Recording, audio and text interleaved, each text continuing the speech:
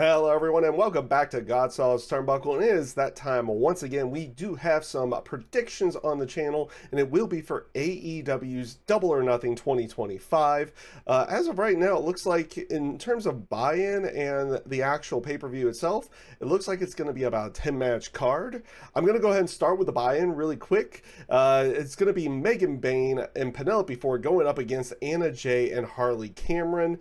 As of right now, I think for the most part, Megan Bayne and Penelope Ford have been pretty much going over in the vast majority of these particular matches. I think this might be a little bit different in this one, so I am gonna go with Anna Jay and Harley Cameron to pick up the victory here. But honestly, you could probably see it go the other way around as well, because I don't necessarily see them wanting to have Megan Bayne take too many losses. Though, I mean, I guess they could have the loss go towards Penelope Ford and not necessarily Megan Bayne in this case. So I'm going to go with Anna Jay and Harley Cameron. Up next in six-man tag team action is going to be the Paragon, Kyle O'Reilly, Roderick Strong, and Adam Cole going up against the Don Callis family. It looks like that's going to be Konosuke Takeshita, also Josh Alexander, and Kyle Fletcher. Again, this has been something I think has been building pretty much on Collision, which is not something I'm always watching. I did watch a little bit of it tonight, and a lot of that show did focus around this tag team match, like setting it up and everything going into the actual pay-per-view itself. In terms of everything here, I feel like they're going to have the Don Callis family go over, because it probably will help set something up either for Kyle Fletcher or one of them to go after the TNT title from Adam Cole. That's pretty much where I feel like everything is going to go with that. I don't necessarily know if that's going to be the case, but otherwise I'm still going to go with the Don Callis family. And up next, we have a stretcher match. It's going to be Mark Briscoe going up against Ricochet. This one has kind of come from out of nowhere, at least a little bit to a certain degree. I know Ricochet has been kind of, going up against Mark Briscoe, or at least Mark Briscoe has been kind of getting in the business of Ricochet after his matches as of late.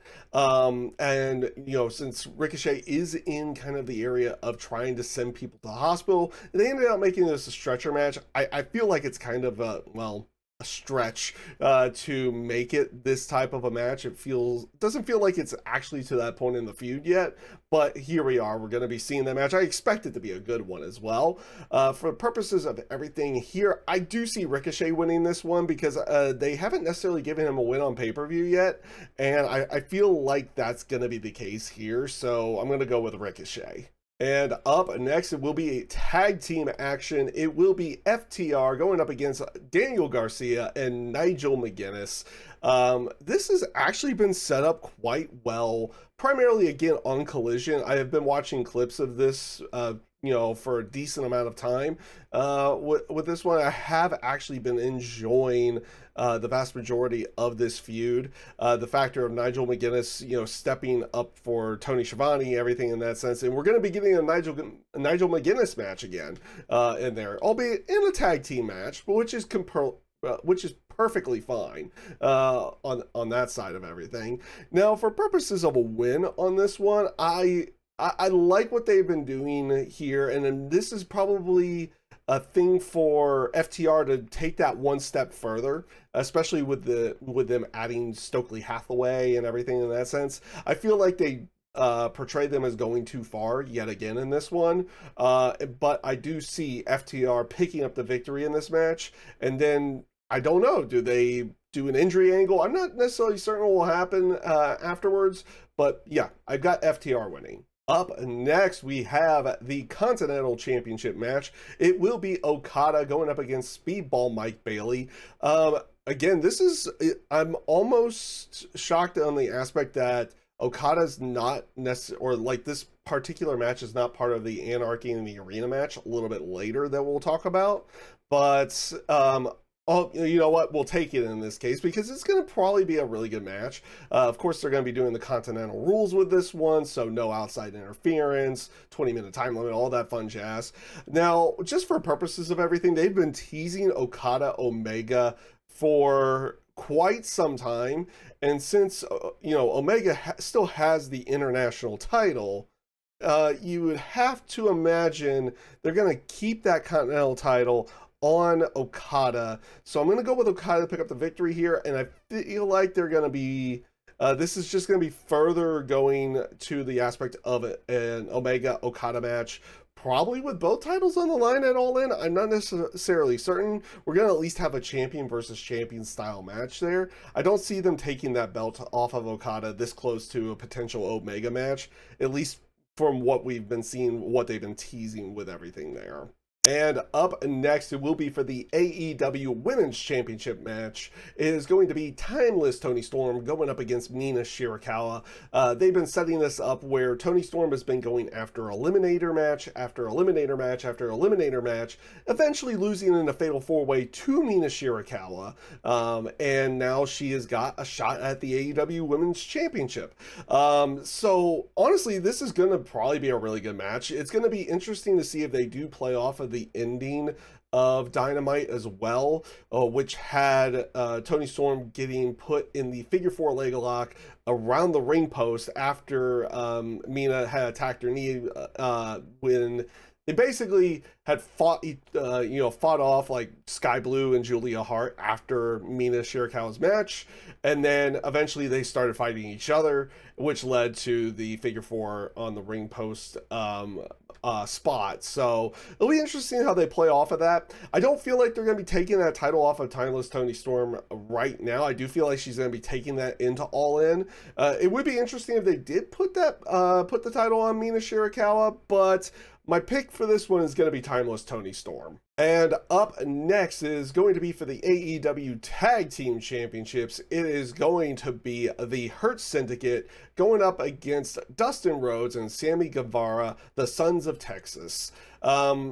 This is going to be... I feel like everything with the Hurt Syndicate's been more focused around MJF. And you didn't have a lot of focus until Dynamite with Guevara and Dustin Rhodes here. So I really don't necessarily see them taking those AEW tag team titles off of the Hurt Syndicate quite yet, but I do feel like you're going to see the factors that, MJF is finally in the Hurt Syndicate. They've signed the contracts. He's an official member, everything in that sense. I feel like you're going to start seeing everything fall into place with where they're going to be going with that storyline, at least little by little, and I expect to see a little bit of that in this match, but I still see the Hurt Syndicate keeping the AEW tag team titles. And up next, we will be talking the Anarchy and the Arena match. It looks like the babyface team is going to be Swerve Strickland, Kenny Omega, Samoa Joe, Shibata, Will Hobbs, and Willow Nightingale going up against the Death Riders, Claudio Castagnoli, Jon Moxley, Wheeler Yuta, Marina Shafir, and the Young Bucks. This is going to be an interesting match, and it's going to be interesting to see how they play off of everything, especially with the factors that Gabe Kidd has also been a part of the entire feud as well, but he's not officially in the match. I expect him to get involved in some way, shape, or form. Honestly, I feel like you'll be seeing Okada get involved in some way, shape, or form because he's always been around the Elite as well, which might lead to another interference from Speedball Mike Bailey, and maybe we get some other, interference as well. Like, I don't feel like this 6-on-6 is going to necessarily end 6-on-6. It will be interesting to see how that and how the entire thing plays out. They'll, what song will they play for an ungodly amount of time to go along with it, which is part of the Anarchy in the Arena match, which is going to be which has always been a great little tidbit that they put into that match as well. I personally always liked that. Now, just for purposes of everything here, in terms of a prediction, I feel like this might be the start of the decline of the Death Riders to its own degree. So I'm going to go with the babyface team to pick up the victory here, though I wouldn't be shocked because usually the heel team does go over in this match, but maybe they're going to go a different route with this one, leading into All In, everything that go along with that. It'll be hard to really say where they're going to be going with everything. But I'm still going to go with the babyface team for this one. And up next, it will be the first of the two Owen Hart Foundation Tournament Finals matches. I'm going to be going with Jamie Hayter and Mercedes Moné on this one. This has actually been quite good. The one thing that's been decent about this setup for the Owen Hart Foundation Tournament Finals for both sides is that they've had a decent amount of time to build up both matches going into it. They've had multiple weeks to continue, building a feud between them and making it feel more of a personal match versus just a tournament final to go along with it. Of course, in this case with Jamie Hayter and Mercedes Moné, you do have them, the winner getting a shot at the AEW Women's title at All In. The stuff that they've been doing with Jamie Hayter and Mercedes Moné as of late has been really good. At least just based off of how I felt. I did like the promo. We'll talk a little bit more about the promo that Will Ospreay and Hangman Adam Page did during theirs, but I did like the promo that they had set up for this one. Jamie Hayter just making mention that Mercedes Moné has lost one of her titles, the New Japan Strong title, and then eventually both of them having a brawl as well. They've had multiple brawls over the last couple of weeks where, Jamie Hayter's gotten the advantage, Mercedes Moné has gotten the advantage. Just for purposes of everything here, in terms of my prediction for this match, honestly, I feel like it really depends on where they're going to be going in terms of the matches going into All In. They could set up another really big match between Mercedes Moné and Athena if they wanted to, which actually is going to be why I'm going to be picking Jamie Hayter in this one to pick up the victory and go on to face Toni Storm at All In, because it could play off of the aspect of when Jamie Hayter got taken out and was out with the back injury. It was Toni Storm who had done that. Now, it was a different version of Toni Storm that did that. But still, it was Toni Storm that was part of that and taking the AEW Women's title away from Jamie Hayter. So I feel like they're going to finally play off of that a little bit and going into that particular All-In match. So I'm going to go with Jamie Hayter for this one. And up next, it will be the second of the Owen Hart Tournament finals. It will be Hangman Adam Page going up against Will Ospreay. Much like with Jamie Hayter and Mercedes Moné, they have had a decent amount of time to set this up. You've had them tagged together against the Don Callis family. You've had multiple promos between the two of them. They're not necessarily getting physical towards each other until the match, which has been kind of a nice little thing where you've been playing off of this whole aspect that Hangman's trying to redeem himself. But now also Will Ospreay wants to ascend to the next level and finally get the world title. Both of them have a very big need in terms of storyline to want to win the Owen Hart tournament and go on to face Jon Moxley, get the world title, anything and everything to go along with that. It's the promo that the two of them did on Wednesday night was absolutely fantastic. One of the better promos. Saying Will Ospreay really wants to do this, take that title into Forbidden Door, but also win it for a 6-year-old child. But, Hangman saying he needs this to redeem himself. Like for the last 2 years, like the stuff that he has technically been doing and basically taking himself away from the entire world title scene, but also away from his family, everything to go along with that. It's him refocusing on being who he's supposed to be to his own degree.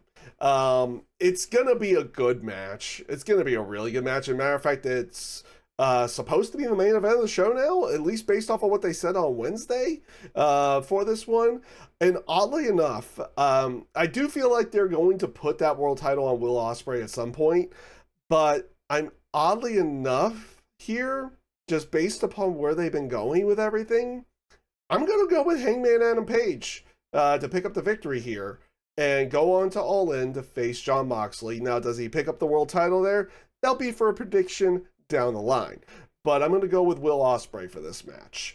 Now, that is all the matches that we do have for AEW's Double or Nothing. Now, just for purposes of letting you know, I have not been doing live reactions over here on the channel. It will be the same case here for Double or Nothing as well. It's not going to be on the aspect that I don't want to do a live reaction, but I'm actually going to be at the show live. So it's going to be a lot of fun to actually be in the arena, getting to see the pay-per-view live. And I feel like it's going to be a lot of fun. I always enjoy going to a wrestling show in general. Was lucky enough to go to the Dynamite Collision taping earlier this year as well. So it's gonna be, I feel like it's gonna be a lot of fun. Now, feel free to leave your predictions down in the comments below. Like the video if you so wish as well. And with that being said, I hope you all take care, stay safe, stay healthy, and have a great rest of your day.